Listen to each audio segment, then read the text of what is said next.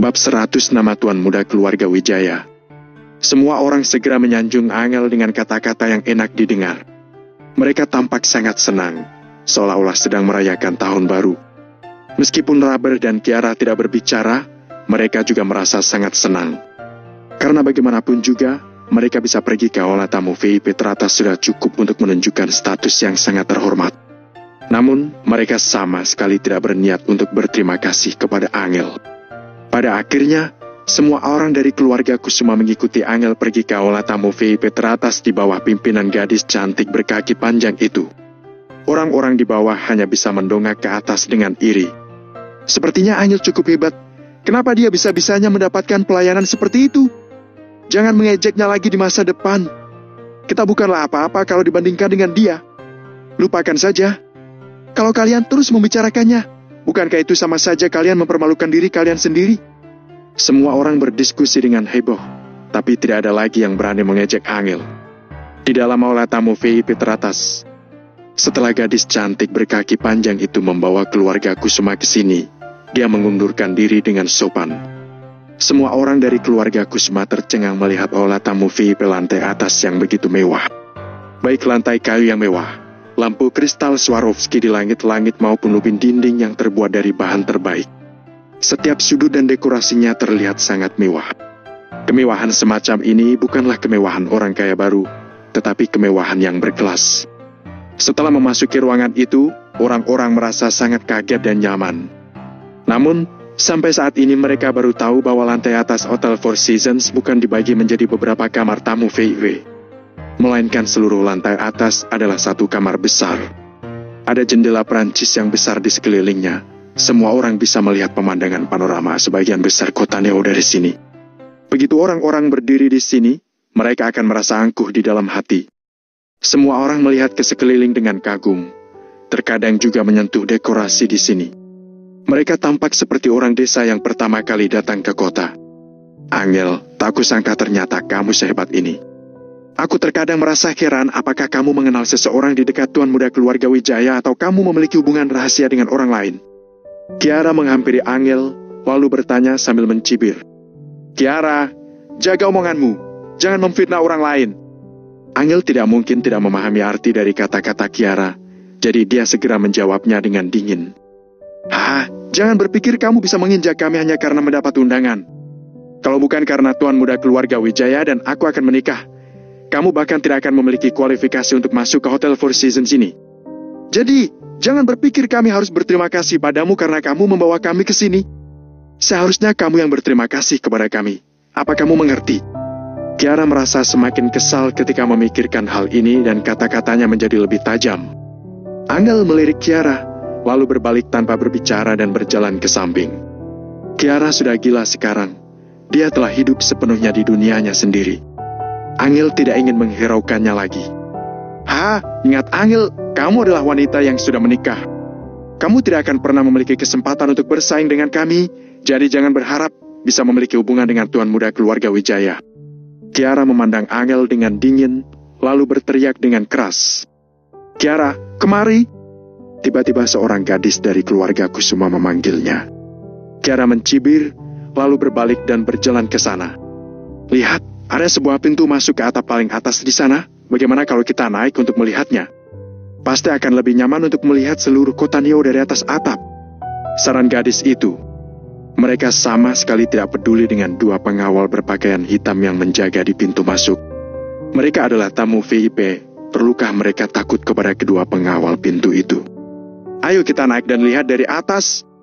Kiara melambaikan tangannya seperti seorang ketua geng, lalu hendak memimpin orang-orang itu untuk naik ke atas. Berhenti, Nona. Namun, ketika Kiara dan yang lainnya tiba di depan pintu, kedua pengawal berpakaian hitam itu segera mengulurkan tangan mereka untuk menghalangi jalan Kiara dan yang lainnya. Kedua pengawal itu sangat gagah.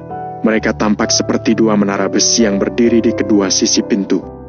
Di malam hari seperti ini, mereka terlihat sangat berwibawa dengan mengenakan pakaian hitam ditambah dengan kacamata hitam. Sembarangan! Siapa kamu? Berani-beraninya kamu menghalangi jalanku? Aku adalah tamu VIP. Kiara langsung menjadi kesal. Gadis-gadis lain juga mulai mengomel.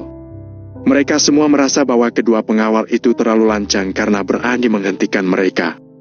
Namun, kedua pengawal itu tidak berniat untuk mengatakan apa-apa. Mereka terus menghalangi jalan dengan tangan terentang seperti robot tanpa emosi. Apakah kamu tahu siapa aku? Aku akan segera menjadi nyonya muda keluarga Wijaya. Aku bisa memecat kalian dalam hitungan menit. Apa kalian mengerti? Kiara merasa semakin marah ketika melihat kedua pengawal itu mengabaikan ucapannya. Awalnya ketika berada di lantai bawah, dia sudah merasa sangat kesal karena kalah dari Angel. Sekarang kedua pengawal itu berani menghalangi jalannya lagi. Hal ini membuatnya semakin marah. Dia ingin sekali menampar kedua pengawal itu sekarang juga. Namun, kedua pengawal masih tidak bergerak seolah-olah mereka tidak mendengar ucapan Kiara. Kiara menggertakkan giginya dengan marah, lalu mulai mengulurkan tangan untuk mendorong kedua pengawal itu. Akan tetapi, dengan kekuatannya yang lemah, dia malah terpental saat mendorong kedua pengawal itu, sedangkan kedua pengawal itu sama sekali tidak berpindah dari tempat mereka berdiri. Nona, jangan buang tenagamu. Bahkan jika pemilik Hotel Four Seasons datang ke sini, dia juga tidak akan bisa naik tanpa izin dari Tuan Muda. Akhirnya pengawal di sebelah kanan angkat bicara, nada bicaranya terdengar dingin dan tanpa emosi. Ketika orang-orang dari keluarga Kusuma mendengar itu, mereka semua langsung tercengang di tempat. Ada tempat yang tidak bisa dimasuki oleh pemilik Hotel Four Seasons. Betapa mengerikannya identitas Tuan Muda yang disebut oleh pengawal itu sehingga dia berani berkata seperti itu. Kiara, kembalilah! Teriak nyonya besar Kusuma. Sekarang Tuan Muda keluarga Wijaya yang misterius itu masih belum muncul. Semua yang mereka lakukan tidak ada gunanya. Mereka cukup menunggu Tuan Muda keluarga Wijaya untuk muncul. Kemudian keluarga Wijaya dan keluarga Kusuma akan resmi menjalin pernikahan. Agar tidak membangkitkan rasa jijik Tuan Muda keluarga Wijaya, Nyonya besar Kusuma pun membujuk Kiara untuk kembali. Bagaimana kalau Tuan Muda keluarga Wijaya tidak menyukai karakter Kiara yang keras kepala dan manja seperti ini? Saat ini Kiara sangat sombong dan arogan. Dia merasa bahwa dia sudah akan menjadi Nyonya Muda keluarga Wijaya. Kenapa dia harus menghormati Nyonya besar Kusuma lagi? Jadi, dia juga tidak ingin mendengar perintah dari Nyonya besar Kusuma. Aku tanya padamu, apakah Tuan Muda yang kamu maksud bermarga Wijaya? Tanya Kiara sambil memandang pengawal itu dengan tatapan menghina. Benar. Pengawal itu tertegun sejenak, lalu menjawab dengan singkat. Setelah mendengar jawabannya, semua orang dari keluarga Kusuma langsung mengerti. Sepertinya tebakan mereka benar. Hotel Four Seasons ini benar-benar direservasi oleh Tuan Muda keluarga Wijaya dari kota Miracle. Tuan Muda keluarga Wijaya dari kota Miracle telah memberi keluarga Kusuma mahar sebesar 19,98 miliar. Jadi menikah dengan keluarga Kusuma sudah merupakan hal yang pasti. Tampaknya setelah malam ini, keluarga Kusuma akan menjadi semakin maju. Banyak anggota keluarga Kusuma yang berpikir demikian dalam hati. Selama pernikahan dengan keluarga Wijaya dari kota Miracle diselesaikan, bukankah keluarga Kusuma akan menjadi keluarga dengan kekuasaan tertinggi di kota Neo dalam sekejap? Kalau begitu, aku tanya lagi padamu, apakah Tuan Muda itu adalah Tuan Muda keluarga Wijaya dari kota Miracle? Siapa namanya? Tanya Kiara dengan tidak sabar. Bab 101 Tuan Muda keluarga Wijaya telah tiba. Identitas misterius Tuan Muda keluarga Wijaya dari kota Miracle telah lama beredar di masyarakat. Namun sampai sekarang, Kiara hanya tahu bahwa nama keluarga Tuan Muda itu adalah Wijaya dan tidak tahu apa-apa lagi selain itu. Jadi, dia ingin tahu lebih banyak melalui mulut kedua pengawal ini. Nama hanyalah pertanyaan kedua. Akan lebih baik jika dia bisa mengetahui terlebih dahulu seperti apa karakter Tuan Muda keluarga Wijaya itu dan tipe gadis seperti apa yang pria itu sukai. Semua orang dari keluarga Kusuma juga penasaran dengan hal ini. Jadi, setelah Kiara bertanya, semua orang langsung menghentikan apa yang mereka lakukan, lalu melihat ke arah sini dan menajamkan telinga mereka untuk mendengarkan. Bahkan Angel juga sedikit penasaran, karena bagaimanapun juga, Tuan Muda keluarga Wijaya ini benar-benar terlalu misterius. Maaf, Nona, saya tidak berhak memberitahu Anda. Namun, pengawal berbaju hitam itu tidak banyak bicara kepada Kiara. Kamu? Kiara tercengang dengan jawabannya, lalu memelototi pengawal itu dengan marah. Kamu tunggu saja nanti. Ketika Tuan Muda keluarga Wijaya tiba, aku akan segera memecatmu. Teriak Kiara dengan sangat tidak senang. Kiara, sudah cukup. Aku membawamu ke sini bukan untuk membiarkanmu memamerkan kekuatanmu. Angel berkata sambil mengerutkan alisnya. Meskipun dia masih tidak tahu siapa yang mengundangnya ke sini. Namun, dia tidak ingin menimbulkan masalah bagi orang lain. Tindakan Kiara sekarang membuat Angel merasa bahwa Kiara sudah sangat keterlaluan.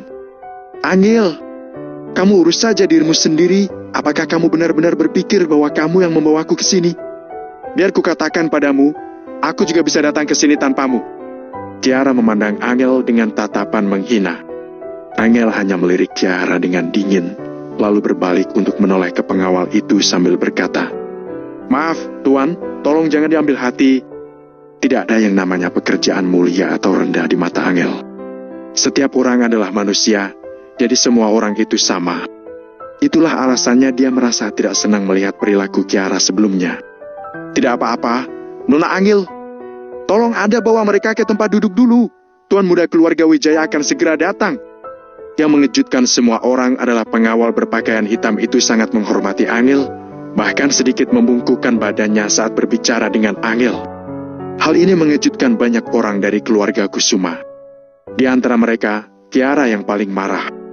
Ketika menanggapinya, pengawal itu sedingin robot. Pengawal itu bahkan hanya memanggilnya dengan sebutan Nona tanpa membawa emosi dalam nada bicaranya.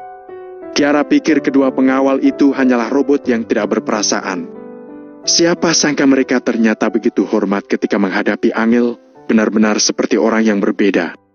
Hal ini membuat Kiara sangat bingung dan juga kesal. Sudah cukup, jangan buat masalah lagi. Cepat duduk, teriak Nyonya Besar Kusuma dengan tegas. Semua orang berhenti berbicara, lalu duduk mengelilingi meja makan yang panjang. Tak lama kemudian, pelayan-pelayan mulai menyajikan sepiring demi sepiring kue mewah, makanan ringan dan anggur merah kelas atas sebagai makanan pembuka. Bu, coba ini. Ini enak, kata Angel sambil meletakkan sepotong kue makca di depan Mary. Dasar orang dusun. Ketika hendak mencobanya, Mary mendengar suara menghina Kiara. Kiara, apakah kamu bisa diam? Semua hal ada batasannya. Angel tidak bisa menahannya lagi. Dia tiba-tiba berdiri lalu menatap Kiara. Sekarang Kiara sepertinya sudah sedikit lupa diri. Dia tidak hanya menghina Angel, tapi juga menghina Mary. Apakah aku mengatakan sesuatu yang salah? Akui saja kalau kamu tidak pernah melihat makanan seenak itu. Kenapa kamu harus merasa malu untuk mengakuinya? Kurasa kalau Valentino ada di sini, dia pasti sudah melahapnya sedari tadi, kan? Ha! Kiara terkekeh dengan nada menghina. Kamu?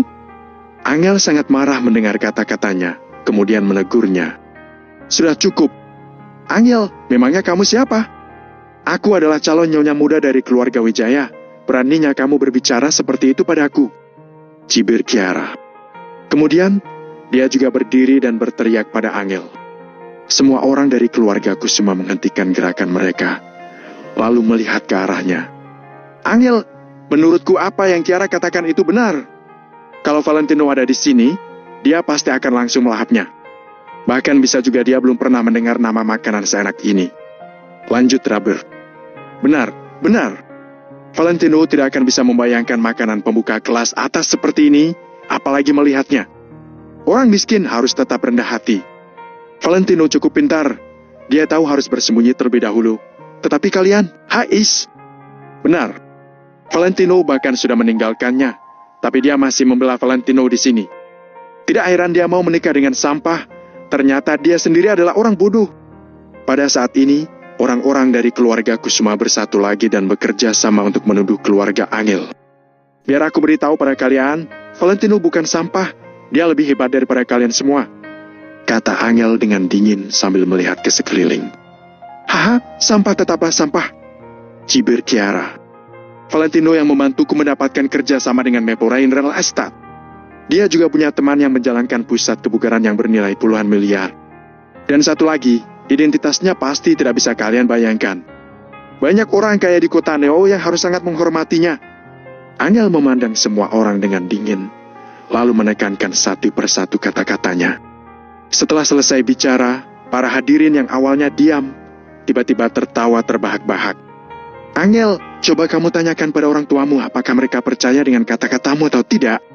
Sungguh konyol, aku belum pernah melihat orang yang begitu konyol. Apakah kamu masih bermimpi?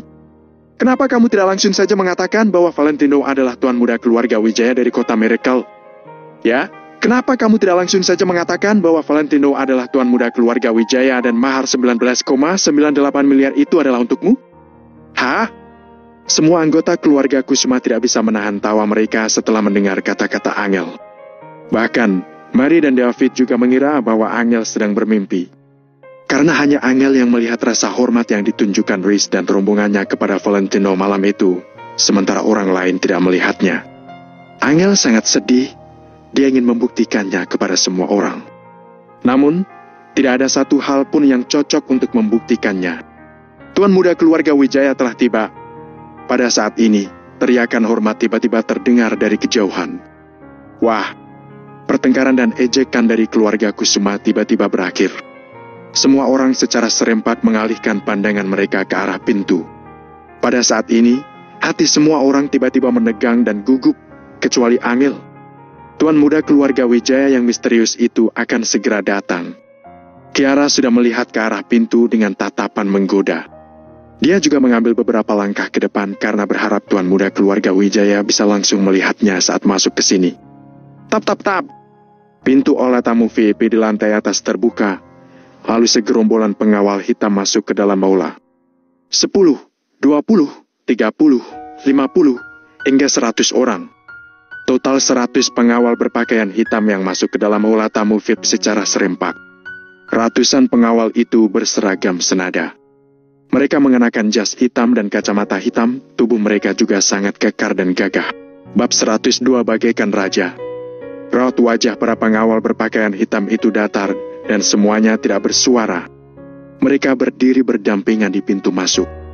100 pengawal tersebut membuat 2 baris lurus di sisi kiri dan kanan, seolah-olah ada seorang bos mafia hebat yang akan keluar.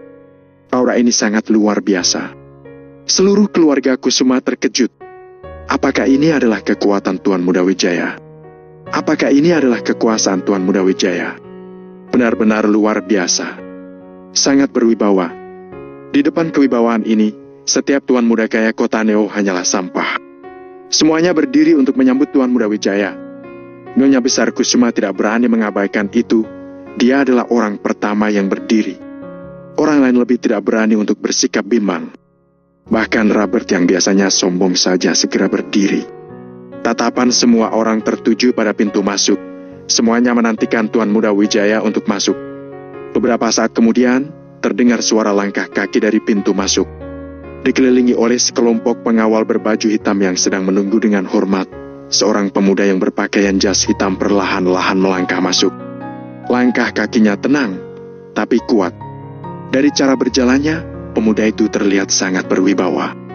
Kedua mata Kiara berseri-seri, dia berkata, "Apakah itu adalah Tuan Muda Wijaya?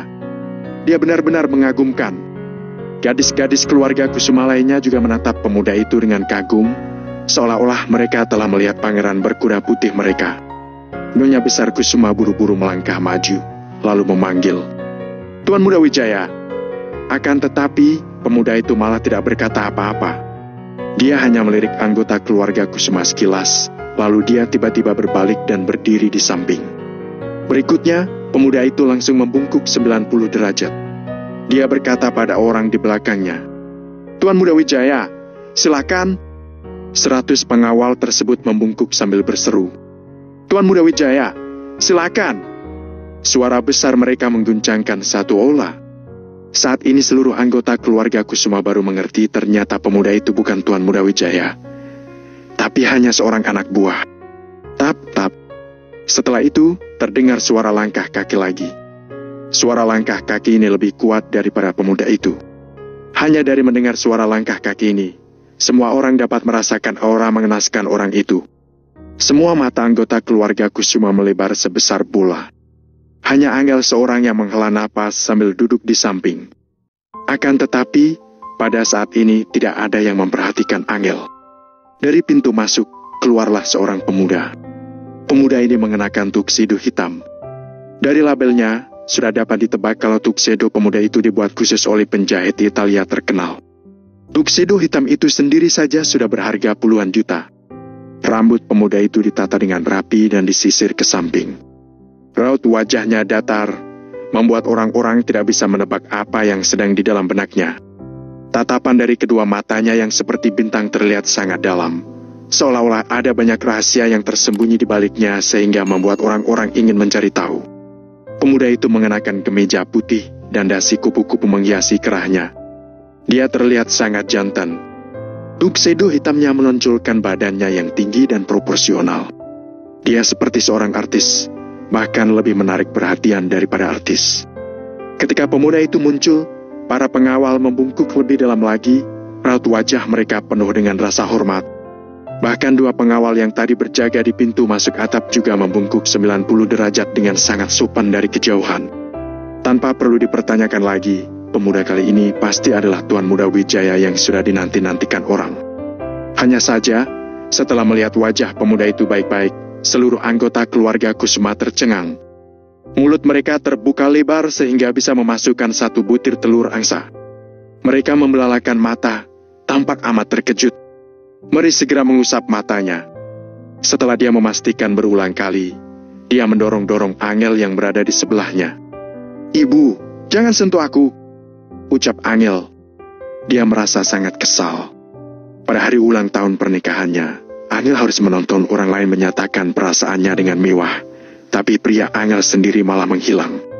Jika Angel mengatakan dia tidak sedih, itu bohong. "Bukan, Gil, kamu berdiri dulu. Lihat dia, lihat pemuda itu." Meri tidak tahu bagaimana menjelaskannya pada Angel. Meri sangat terkejut sehingga dia tidak bisa berkata-kata. "Tidak mau." Angel dengan keras kepala menelungkup di atas meja. Dia seperti seekor kucing liar yang diabaikan semua orang, menyendiri di pojok. Meri sudah berusaha untuk memelankan suaranya, tapi jantungnya berdegup dengan kencang dan akhirnya dia pun berseru. "Tidak, kamu harus lihat. Kamu lihat siapa dia? Siapa dia?" Angel menoleh dengan bingung. Bukankah Tuan Muda Wijaya hanya kaya, apa dia juga tampan sekali? Tampan sekali sampai Meri juga tidak bisa menahan diri. Merasa penasaran, Angel pun menatap ke arah pintu masuk dengan santai. Hanya saja, begitu Angel melihat ke sana, dia sama sekali tidak bisa mengalihkan pandangannya lagi. "Astaga, kamu, Valentino!" Angel langsung menutup mulutnya, kedua matanya melebar dan menatap pemuda itu dengan terkejut. Benar sekali. Pemuda itu adalah orang yang tadi masih mereka bicarakan, Valentino. Valentino si orang tidak berguna. Nyonya besar Kusuma tercengang. Kiara melongo, Praber terkejut, sedangkan Bobby membelalakan matanya. Semua anggota keluarga Kusuma kaget, seakan-akan mereka telah melihat akhir dunia. Siapapun tidak pernah menduga kalau Valentino yang tadi masih mereka bicarakan dan ejek di belakang sekarang akan muncul dengan cara yang begini heboh lalu berjalan ke hadapan mereka. Siapapun tidak pernah menduga kini Valentino akan berdiri di tempat yang awalnya milik Tuan Muda Wijaya. Lalu pada saat ini, sorot mata Valentino dengan tenang menyapu ke seluruh anggota keluarga Kusuma. Ketika Valentino melihat ekspresi Angel, dia ingin sekali menghampiri Angel. Akan tetapi, karena semua anggota keluarga Kusuma ada di sini, Valentino sempat ragu sejenak, lalu berdiri tegak lagi. Kiara tersentak, lalu memarah Valentino. "Valentino, apa kamu sudah gila? Itu adalah tempat Tuan Muda Wijaya, beraninya kamu berdiri di sana?" Sampai saat ini juga, Kiara masih tidak mau menerima kenyataan kalau Valentino adalah Tuan Muda Wijaya. Hal ini benar-benar terlalu konyol, sangat amat konyol. Bagaimana mungkin Valentino, orang tak berguna itu, adalah Tuan Muda Wijaya? Namun, anggota keluarga Kusuma lainnya, termasuk Nyonya besar Kusuma, tidak berkata apa-apa. Sekarang mereka juga tidak tahu sebenarnya siapa itu Valentino. Ketika mendengar perkataan Kiara, Valentino hanya meliriknya sekilas. Tatapan mata Valentino sangat datar, seperti robot yang tidak mempunyai perasaan sedikit pun, lebih mirip ketika raja sedang memandang rendah seluruh makhluk hidup. Tatapan mata itu mengejutkan Kiara sehingga dia langsung membungkam mulutnya. Dia bahkan tanpa sadar mundur beberapa langkah. Aura kuat seperti apa itu? Tatapan mata seperti apa itu? Di hadapan tatapan mata yang mendalam itu, di hadapan aura yang sangat kuat dan mengerikan itu, Kiara tidak memiliki keberanian untuk melawan Valentino sedikit pun. Setelah Valentino melirik Kiara sekilas, dia pergi, berjalan ke arah pintu masuk atap. Valentino sama sekali tidak menoleh lagi ke arah keluarga Kusuma. Ratusan pengawal berpakaian hitam itu segera mengikuti Valentino dari belakang. Mereka seperti pengawal raja, menempel pada Valentino untuk melindunginya.